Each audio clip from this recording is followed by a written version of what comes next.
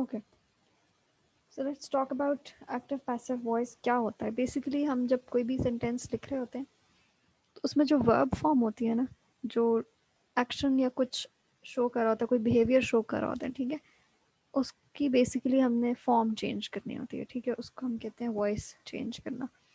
उससे बात की जो थोड़ी सी है ना मीनिंग, वो डिफरेंट हो जाता है और आप देखेंगे कैसे शिफ्ट हो जाता है from active to a more passive role, ठीक है। अच्छा, बेसिकली एक्टिव वॉइस में ये होता है कि जो सेंटेंस है ना उसके अंदर एक सब्जेक्ट होगा, ठीक है। सब्जेक्ट इज दैट कैरेक्टर जो कि उसका सेंट्रल एक जैसे होता है ना, एक स्टोरी का हीरो होता है तो एक सेंटेंस का एक सेंट्रल जो कैरेक्टर है, ठीक है। अच्छा, अब जो सब्जेक्ट है वो किसी ना किसी प्रोनाउन में होगा, नॉर्मली ही, शी या देम, दे, या कोई नाम होगा, ठीक है, कोई प्रॉपर नाउन होगा, ठीक है। सो ही और she is performing a certain action जो कि उसका वर्ब है, ठीक है। So when the subject of a sentence performs that action we say that the sentence is in an active voice, ठीक है। तो ये बात हो गई। अब जो एक्टिव वॉइस होती है वो नेचुरली बहुत स्ट्रॉन्ग और एक क्लैरिटी के साथ हमें उसमें जो एक्शन है वो शो हो रहा होता है, ठीक है, डायरेक्ट होती है और उसके अंदर टोन उसकी बड़ी क्लियर होती है।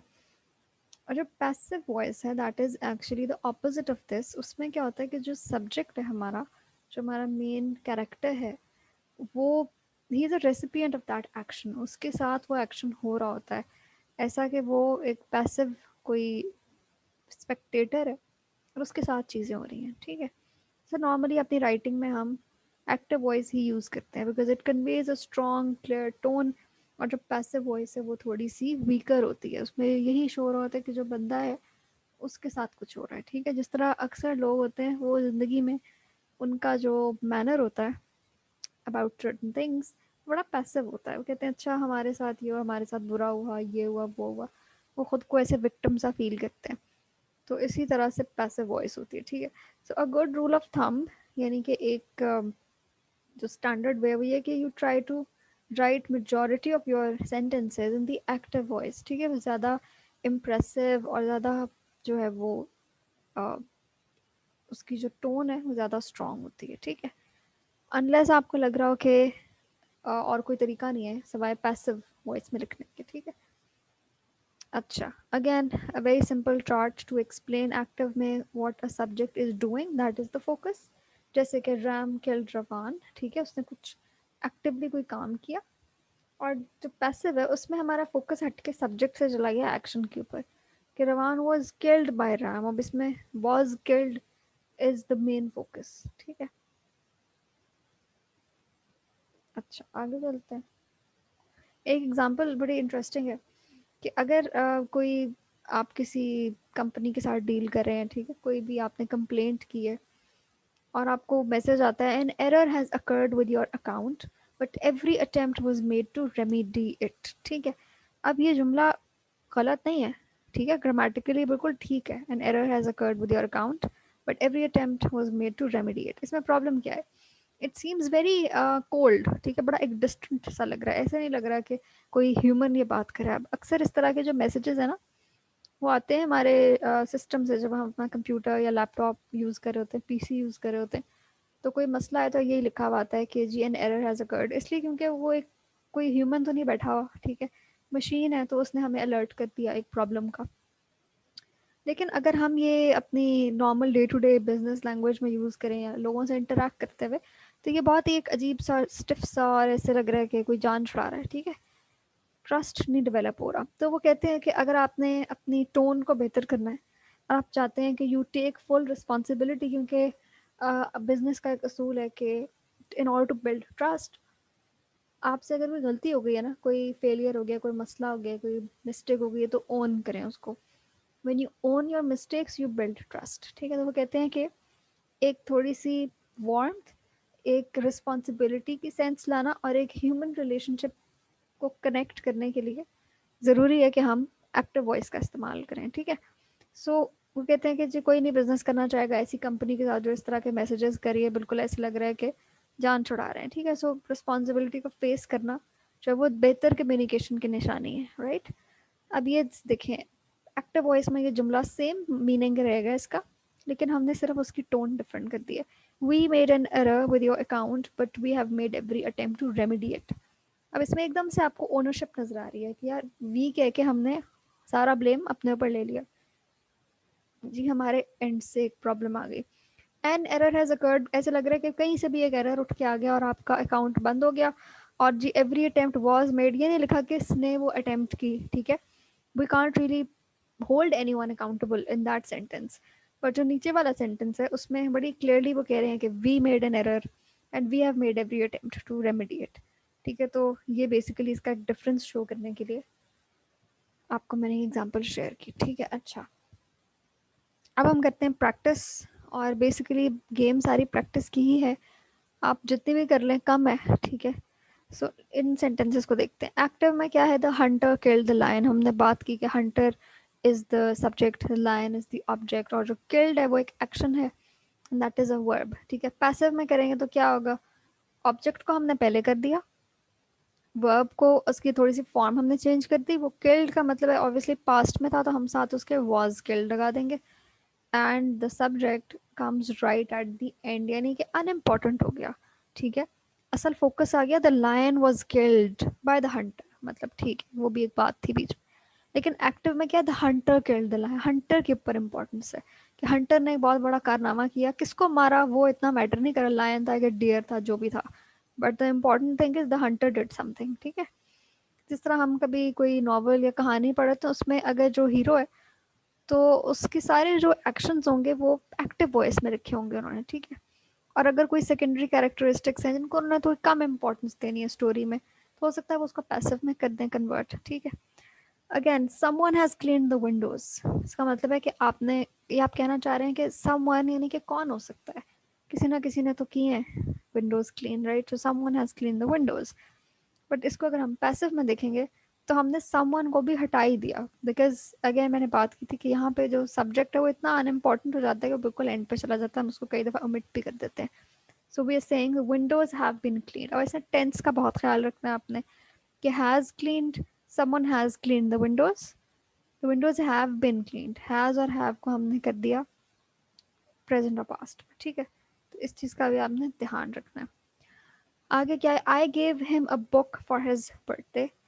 ठीक है, इसमें आप अपनी बात करें तो ज़ाहिर आप अपने आप को पहले रखेंगे, that I gave him a book. ठीक है, मैंने उसको एक गिफ्ट दिया बर्थडे का.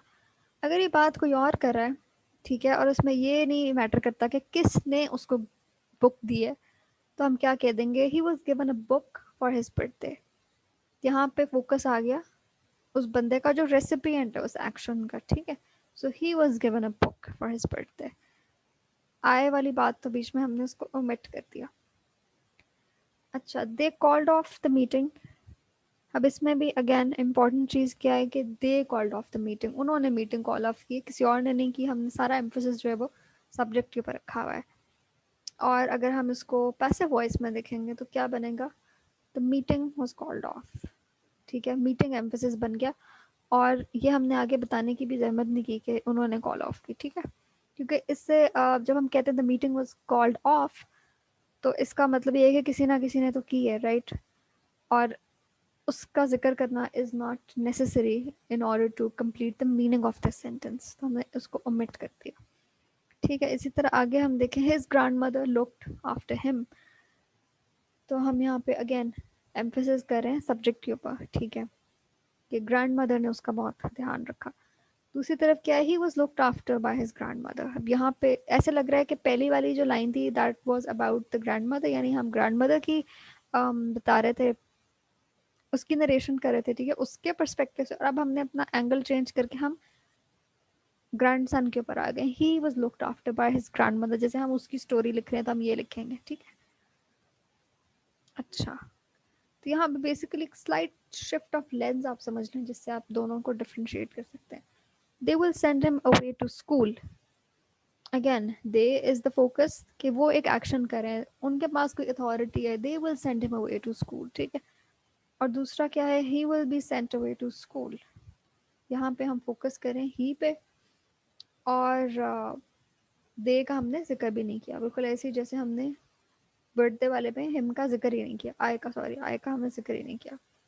so he will be sent away to school। और ऐसे लग रहा है जैसे जो हिम है यहाँ पे उसकी बात कोई तीसरा बंदा कर रहा है, ठीक है, किसी और सिचुएशन में कर रहा है। अच्छा, फिर आ गया हमारे पास they refused him a visa. Again the focus is they are doing something, they are performing an action. और हम इसको पैसिव में कैसे लिखेंगे, he was refused a visa.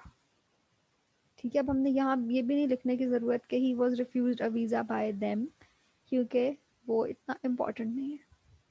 ठीक हो गया। तो ये हमारी एक छोटी सी एक्सरसाइज थी। अब आप लोगों ने करना ये है कि जितने भी दिन हैं अंटिल योर एग्जाम्स, आप लोगों का कब है एग्जाम इसका? 1 जनवरी को है। ओके, तो आपके पास एक वीक है, ठीक है। अब हमने क्या क्या चीज़ कवर कर ली? वी स्टार्टेड विद ईडियम्स किए थे अपने, प्रपोजिशंस, पंक्चुएशन,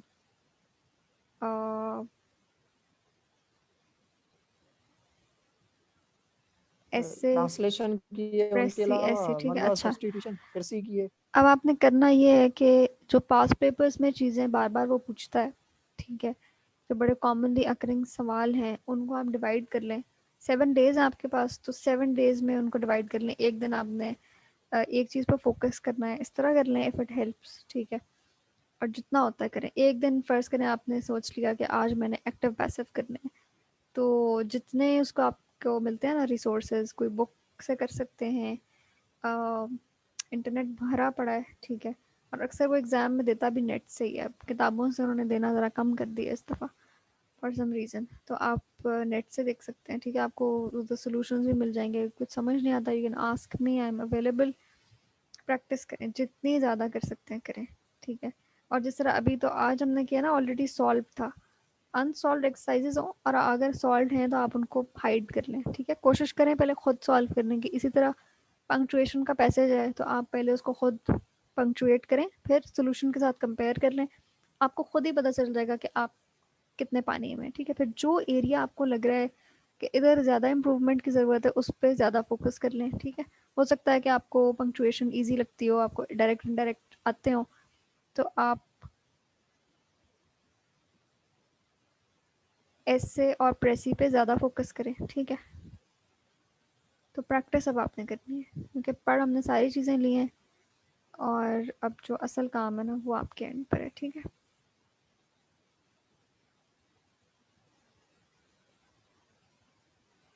कोई सवाल हो तो पूछ सकते हैं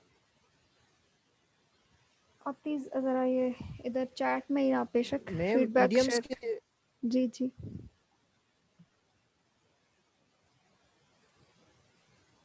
इडियम्स के हवाले से थोड़ा गाइड कर दें। एक जो बुक आपने